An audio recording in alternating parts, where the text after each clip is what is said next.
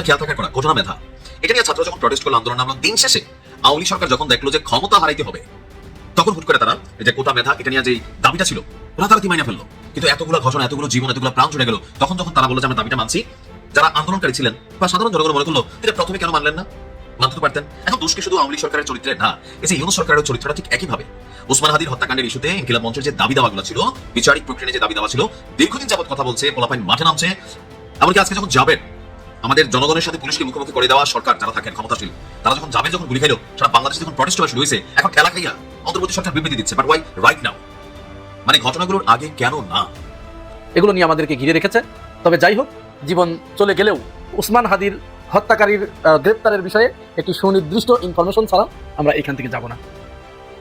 আজকে আমরা অত্যন্ত দুঃখজনকভাবে দেখেছি সেখানে পুলিশ নির্বিচারে গুলি চালিয়েছে, তাদেরকে ছত্রভঙ্গ করতে গিয়ে কয়েকজনকে বেধড়ক পিটিয়েছে।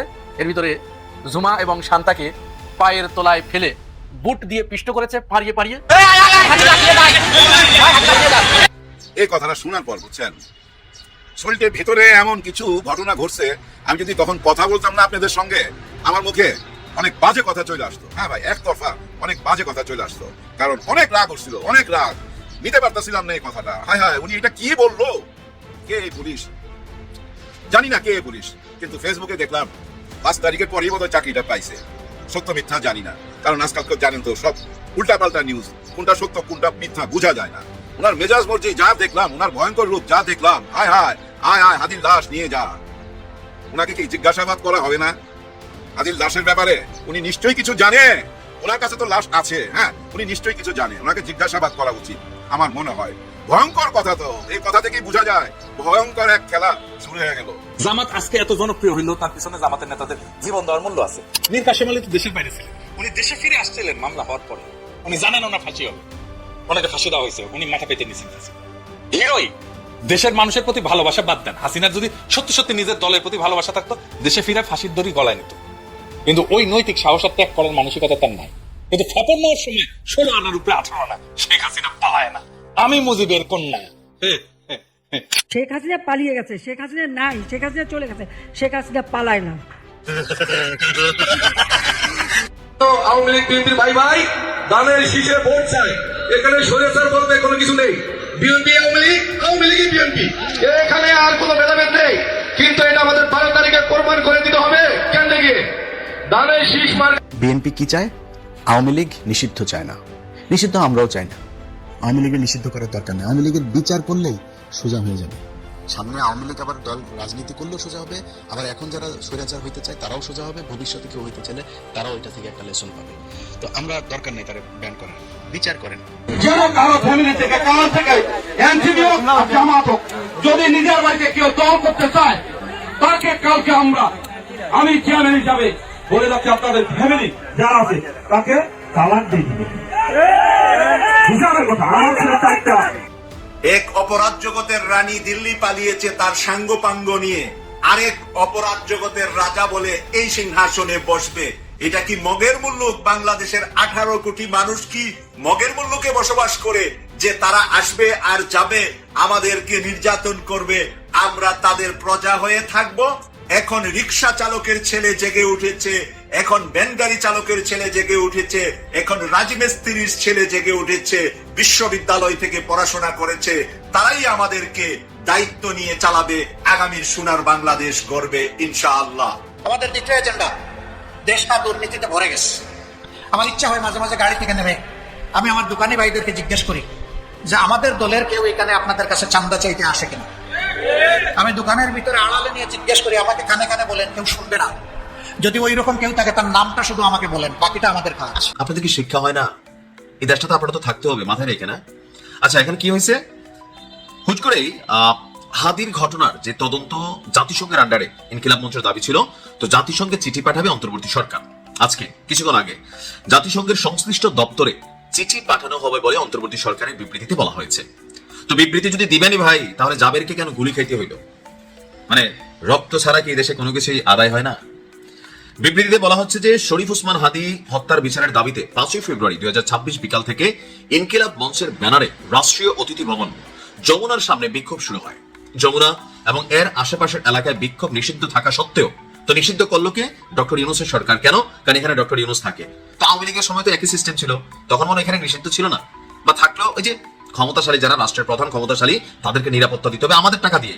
এই যে পুলিশ তো আমাদের টাকাই চলে, তাদের বেতন চলে। আর পুলিশের বিষয়ে আমি বারবারই বলি, গরিবের সন্তান চাকরি বাঁচাইতে উপর মহলের অর্ডার ফলো করে। তো বলা হচ্ছে কি, নিষিদ্ধ থাকা সত্ত্বেও আইন শৃঙ্খলা বাহিনী প্রথমে বিক্ষোভকারীদের বিরুদ্ধে কোনো ধরনের বল প্রয়োগ করে। ওই যে গণহারে কথাবার্তা, আইন শৃঙ্খলা বাহিনীকে কেন বিক্ষোভের জন্য মানে চাপ প্রয়োগ করতে হলো, মানে ছত্রভঙ্গ করার জন্য আপনারা কেন এই বিবৃতিটা আগে দিলেন না? কেন জনগণকে এবং পুলিশকে মুখোমুখি করে দেন? আপনারা পাবলিকের কাছে পুলিশের ভিলেন বানাই দেন, পাবলিক পুলিশের উপর গোসা ঝাড়ে, থানা পোড়াই দেয়, জ্বালাই দেয়, পুলিশে মাইরা ফেলে। কারণ এই পুলিশ আবার কখনো বাংলাদেশ পরিবর্তন হইলে দেখবেন এখানে আবার অনেক পুলিশ মারা গেছে। কেন? আওয়ামী লীগ এখন যেভাবে বিভিন্ন থানার ওসিদের এসপিদের হুমকি দিচ্ছে, আপনাদের বাড়িঘর নোট রাখ, আসলে কিন্তু তারা নোট রাখতেছে, এমনকি আসলেই এরকম শত শত পুলিশে মাইরা ফেলবে। এটা বাস্তবতা বাংলাদেশে। আমরা এখন কিন্তু এগুলাই দেখবো হয়তোবা। এখন পুলিশরে জনগণের সাথে লাগাই দিয়া, রাজনৈতিক দলগুলোর সাথে লাগাই দিয়া, যেই চেয়ারে বসে সে তার নিজস্ব সেফটি চিন্তা করে। এখন বলতেছে যে বিক্ষোভকারীরা ব্যারিকেড ভেঙে, তো বিক্ষুব্ধ হয়েছে শেখ হাসিনার বাংলাদেশ থেকে এই পোলাপেন কেমনে ভাগাইছে? এরকম আপনার মতন ভদ্র কথা বইলা একটা ছোট্ট ঘটনা থেকে তো আওয়ামী লীগ সরকারের পতন হইল। তাহলে আজকে আপনারা বলতেছেন যে জল কামানের উপর উঠে গেলে আইন শৃঙ্খলা বাহিনী পরিস্থিতি নিয়ন্ত্রণে আনতে গিয়া সাউন্ড গ্রেনেড ব্যবহার। সরকার স্পষ্টভাবে জানাচ্ছে যে আইন শৃঙ্খলা বাহিনী কোনো ধরনের গুলি ছোড়েনি। তো জাবের কিভাবে গুলি খাইলো? তাহলে এখানে থার্ড কোনো পার্টি ঢুকলো? তাহলে আপনারা কেন এই সিচুয়েশনটা তৈরি করে দিলেন যে এরকম সিচুয়েশনে রাজনৈতিক ফায়দা এখানে নেবে, ডিসঅ্যাডভান্টেজ দিবে? এখন দেখা গেছে জাবেরকে গুলি করা হয়েছে, আল্লাহ বাঁচিয়েছে, সেটা রানের সম্বন্ধে গুলি লাগছে। এখন এটা কি বুলেট আমরা জানি না, বাট হয়তো জানবো। বুকে তো লাগতে পারতো, মাথায় লাগতে পারতো, তখন আপনি কি করতেন? মানে যা আছে আপনাদের সিস্টেম খালি রান হইলে হয়েছে, আমরা গরিব বাঙালি, আমরা এরকম ঘটনাতে মরবো, মাইকটারি খাবো, তারপর আপনারা বিবৃতি দিবেন। আমি মনে করি যে দেখেন কোনো রকম পরিবর্তন হয় নাই। এখন অন্তর্বর্তী সরকার বলছে কি, আপনার আব্দুল্লাহ জাবের সহ 23 জনকে আপনার চিকিৎসা গ্রহণের জন্য তারা ঢাকা মেডিকেল কলেজে তারা সকল ধরনের ব্যবস্থা করতেছে। আর 8 ফেব্রুয়ারি জাতিসংঘের সরকার চিঠি পাঠাবে। সরকার শরীফ ওসমানের বিচারের জন্য স্পষ্টভাবে বদ্ধপরিকর। তো এইসব মানে কূটনৈতিক ভাষা শুনলেই মাঝে মাঝে জিদ ওঠে। জাতিসংঘের অধীনে তদন্ত পরিচালনা আইনগত দিক সরকার গভীরভাবে পর্যালোচনা করছে, কচু করতেছে। আপনি যাই দেখেন কেউরই কোনো খবর নাই। পর্যালোচনা করতেছে কে?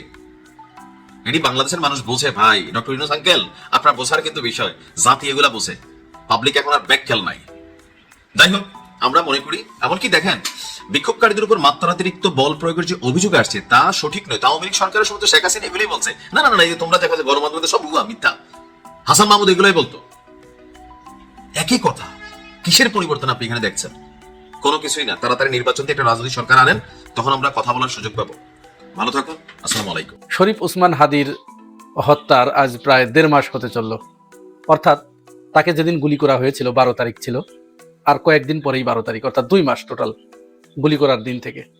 সেই থেকে ইনকিলাব মঞ্চ তার হত্যাকারীদের বিচারের দাবিতে শাহবাগে আন্দোলন সংগ্রাম করে আসছে। বিচারের দাবিতে তারা বিভিন্ন কর্মসূচি পালন করে আসছে। অবশেষে আমি যখন এই ভিডিও করছি 6 ফেব্রুয়ারি, এদিন তারা যমুনার সামনে অবস্থান নেয়, যেখানে ডক্টর ইউনূসের বাসভবন।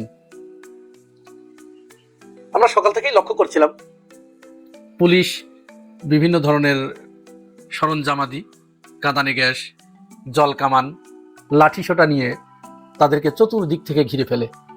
কিন্তু আমরা এটি বুঝতে পেরেছিলাম, আজ করতে পেরেছিলাম।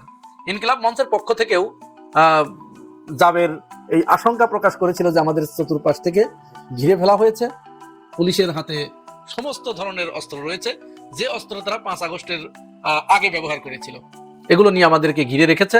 তবে যাই হোক, জীবন চলে গেলেও ওসমান হাদির হত্যাকারীর গ্রেপ্তারের বিষয়ে একটি সুনির্দিষ্ট ইনফরমেশন ছাড়া আমরা এখান থেকে যাব না। আজকে আমরা অত্যন্ত দুঃখজনকভাবে দেখেছি সেখানে পুলিশ নির্বিচারে গুলি চালিয়েছে। তাদেরকে ছত্রভঙ্গ করতে গিয়ে কয়েকজনকে বেধড়ক পিটিয়েছে। এর ভিতরে জুমা এবং শান্তাকে পায়ের তলায় ফেলে বুট দিয়ে পিষ্ট করেছে পাড়িয়ে পাড়িয়ে। আর সালাউদ্দিন আম্মার রাজশাহী বিশ্ববিদ্যালয়ের যে রাকসুর যে জিএস, তাকে বেধড়ক পিটিয়েছে। সবচেয়ে আশঙ্কাজনক কথা হচ্ছে এখানে জাবেরকে গুলি করা হয়েছে।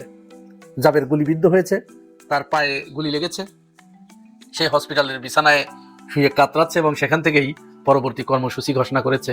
আমরা আরো যেটি লক্ষ্য করলাম, রাস্তার পাশেই ঢাকা 18 আসনের স্বতন্ত্র প্রার্থী এবং ফ্যাসিবাদ বিরোধী আন্দোলনের অন্যতম একজন কণ্ঠস্বর মহিউদ্দিন রনি, তিনি রাস্তার পাশে দাঁড়িয়েছিলেন, জাস্ট প্রতিবাদ জানানোর জন্য রাস্তার পাশে দাঁড়িয়েছিলেন। তাকে যেভাবে পেটানো হয়েছে, পিটিয়ে তাকে রাস্তার পাশে ফেলে দেওয়া হয়েছে, এমনকি একজন পুলিশ সদস্য অন্যদেরকে ঠেকাতে পারছিলেন না।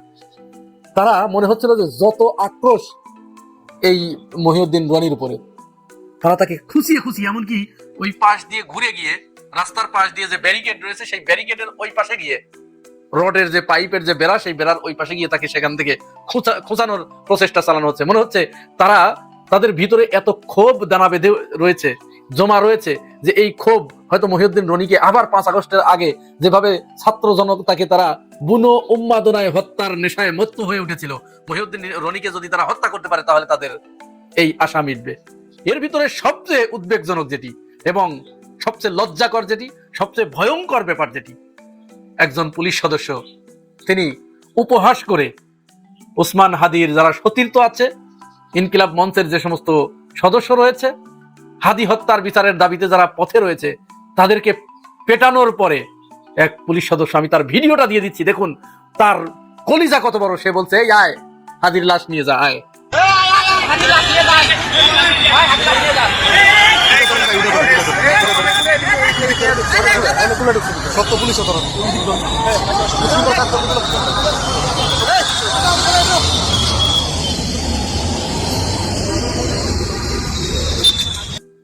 এই বাংলাদেশে 5 আগস্টের পরে এইরকম উপহাস দেখতে হবে, কল্পনা করা যায়? এটি ভাবা যায়? দেখুন, আর একে চিনে রাখুন যে এই কথা বলতে পারে সে না জানি কতগুলো ছাত্রের বুকে গুলি চালিয়েছে এবং কত মায়ের কোল খালি করেছে।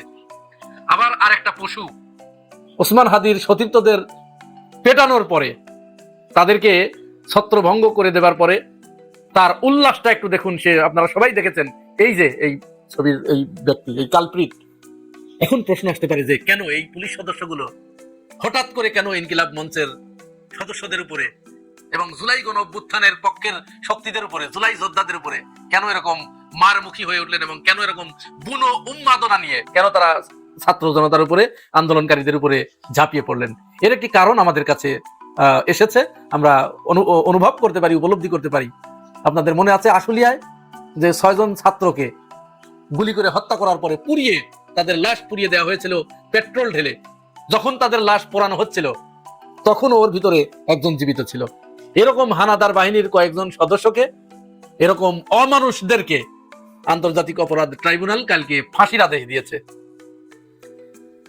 গতকাল যখন তাদের ফাঁসির আদেশ দিয়েছে, তাদের এই ফাঁসির আদেশ হয়তো এই পুলিশ সদস্যদের, যারা ওইটার সহযোগী যারা ছিল, তাদেরকে আরো বেশি উন্মাদ করে দিয়েছে। তারা এবার ওই ফাঁসির প্রতিশোধ নেবার জন্য, আন্তর্জাতিক অপরাধ ট্রাইব্যুনালের ওই ফাঁসির প্রতিশোধ নেবার জন্য তারা ছাত্র জনতার উপরে নির্বিচারে লাঠিপেটা করেছে এবং এভাবে বুনো উন্মাদনায় তারা মেতে উঠেছে এবং এভাবে উপহাস করতে সাহস পেয়েছে যে আয় হাদির লাশ নিয়ে যা। কথাগুলো এলোমেলো হয়ে যাচ্ছে, বলতে পারছি না কি বলে এদেরকে ধিক্কার জানাবো, নিন্দা জানাবো, এই ভাষা মুখে আসছে না। আয় হাদির লাশ নিয়ে যা, এটা কাদের কাছে বলবো, কার কাছে বলবো? আর তাকে কে বিচার করবে? এই ইউনূস সরকার এদের বিচার করবে? করবে না, বিচার করবে না।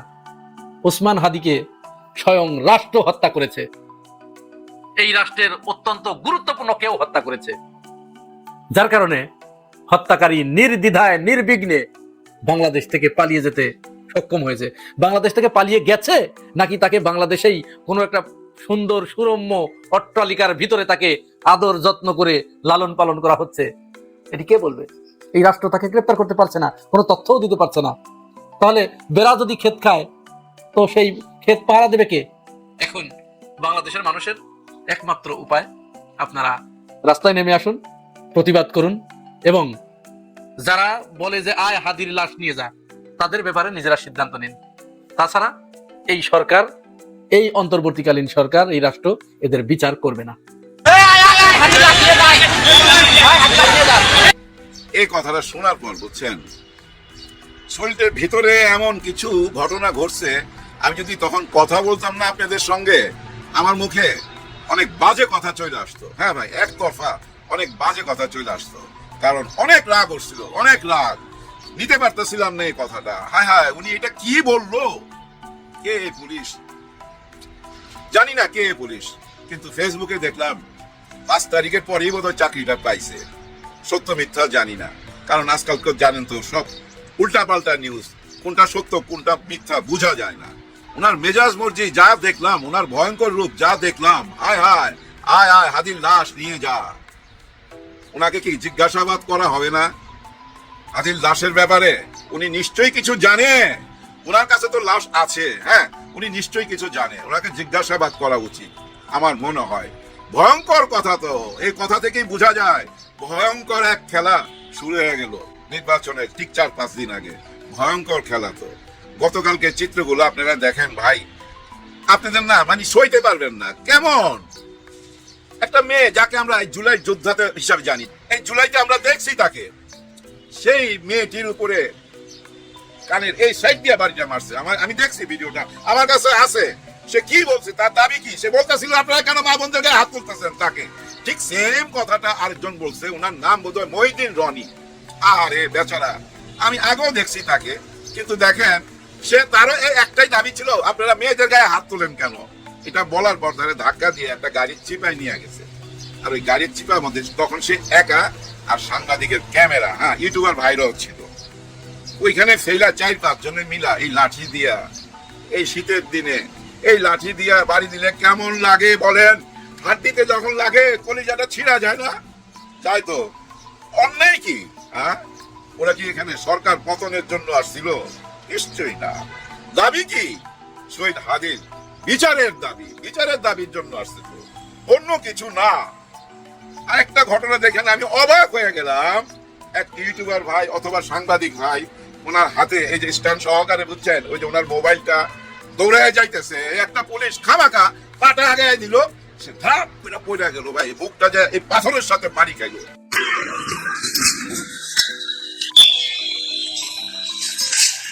তারপরও দেখেন সে তার ক্যামেরাটা বাঁচাইছে ভাই, কারণ কি ওইটা তার রিজিক। এটা কি করলেন? আর এরকম খন্ড খন্ড অনেকগুলা ঘটনা। তবে এর মধ্যে ভাই একটা দৃশ্য এমন ভাবে আমার মনে গেঁথে গেছে, আপনারা নিশ্চয়ই দৃশ্যটা দেখছেন, শরীরে লোম দাঁড়ায় যায় ভাই, লোম দাঁড়ায় যায়। ছেলেটা দাঁড়ায় আছে ভাই, সোজাসাজি এইভাবে দাঁড়ায় আছে, মাথায় টুপি, হালকা দাড়ি, পাঞ্জাবি পরা, চারিদিক থেকে পুলিশ মারতেছে, একটু টু শব্দ নাই, এভাবে দাঁড়ানো। একটা পুলিশ দৌড়ে আসছে, মানবিক পুলিশ দৌড়ে আসছে, আয়সা বুকে জড়ায় ধরছে। একজন মার্কেটের সামনে দাঁড়ায় আছে, হাতে মোবাইল, সে বলতেছে আমি এই মার্কেটের। এই যে মারতেছে মারতেছে মারতেছে, থামে না। আরো 2-3 জন আইসা ওই মাইরের মধ্যে আবার ঝাঁপায় পড়লো। মার্কেট থেকে লোকজন বাইরে বলতেছে ভাই মাইরেন না, উনি তো আমাদের মার্কেটের লোক। কে কার কথা শুনে? মানে ধৈর্য নিয়ে যাইতে হবে, দেখাইতে হবে কতগুলো আজকে ধৈর্য আনলাম, হ্যাঁ দেখাইতে হবে। এই জিনিসটা যদি আপনারা ওই দিন দেখাইতে পারতেন, কোন দিন জানেন? যেদিন নির্বাচন কমিশনারের সামনে দাঁড়ায়া কিছু অযৌক্তিক দাবি, কি ভয়াবহ দাবি, কি শাকসুর নির্বাচন হইতে দিব না, শাকসুর নির্বাচন বন্ধ করতে চায়।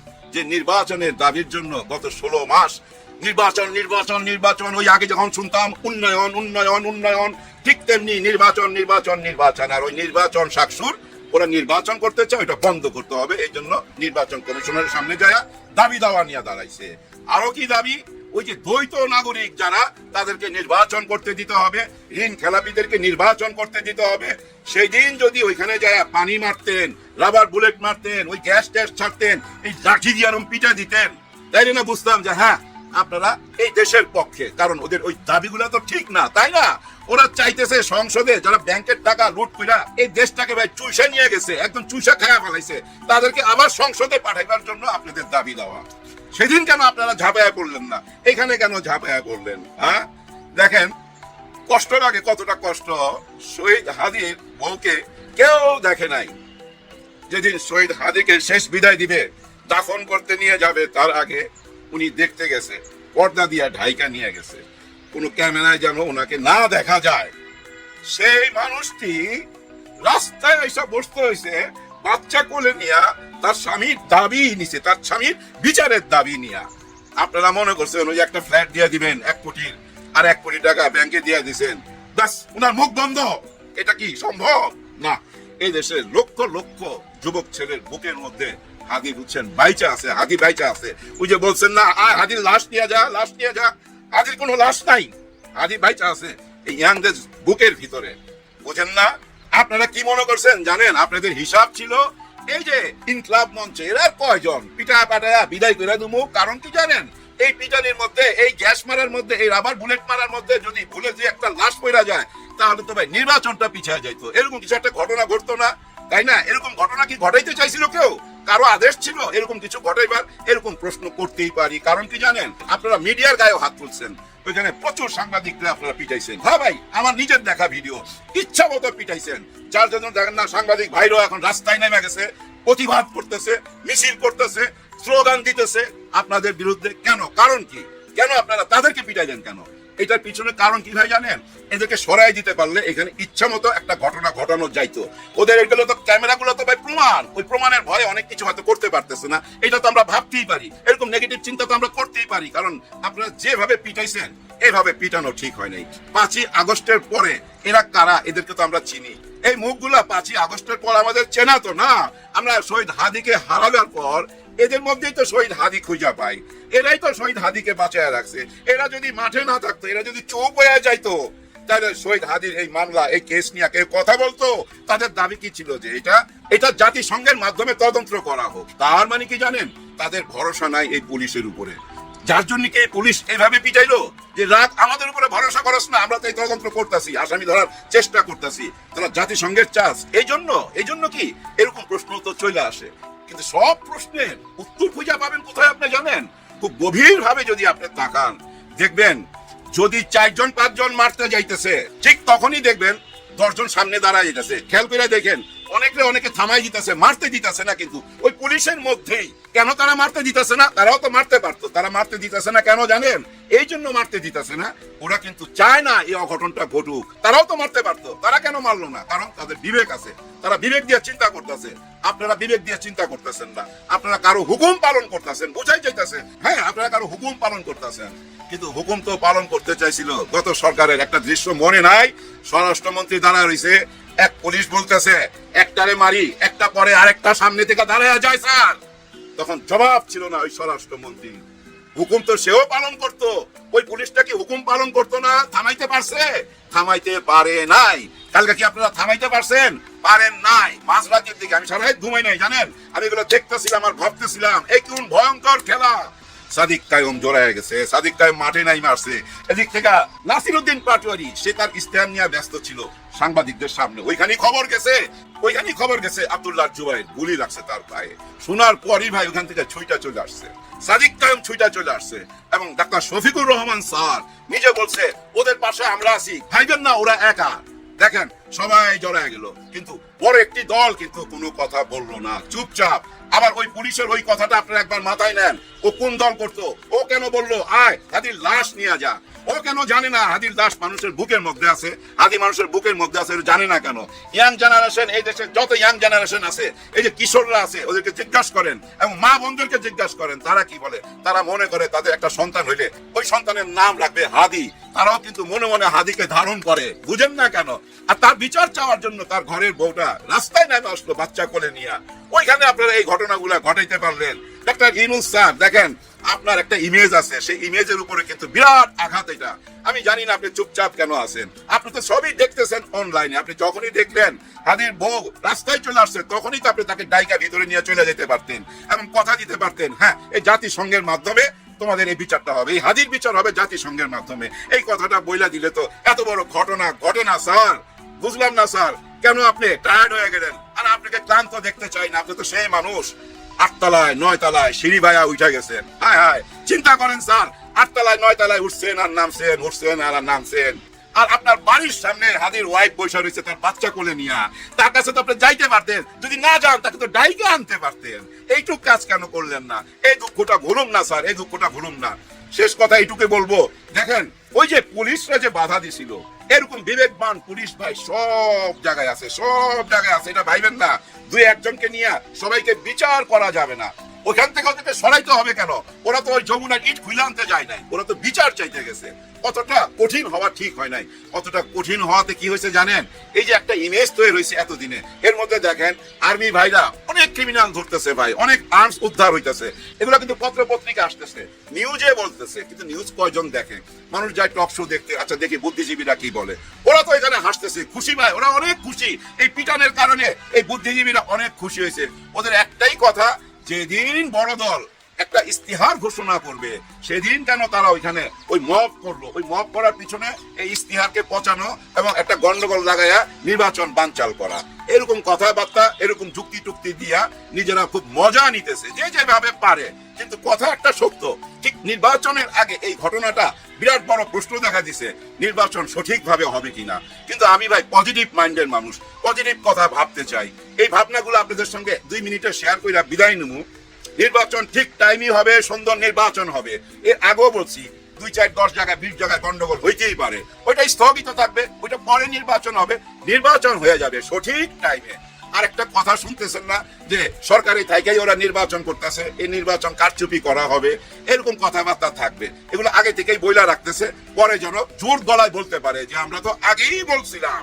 আমার কথা হলো আগেই না বইলা এখন বলেন যে আপনারা নির্বাচন করবেন কিনা। হ্যাঁ, এই ব্যবস্থা যদি নির্বাচন না চান তাহলে 3 মাস আরো পিছান। ওই যে ডাক্তার ইউনূস স্যার বলছিল না বড় প্যাকেজ চাইলে আরো 3 মাস পিছাইতে, ওই জুনে যান, উনি আর একটু ব্যবস্থা করে দেখ, আপনারা যেন আর ওই প্রশ্ন না করতে পারেন, সেই সময় দেন। কিন্তু ওই সময় দিবেন না, আবার নির্বাচনও করবেন, আবার এই কথাও বলবেন সঠিক হবে না।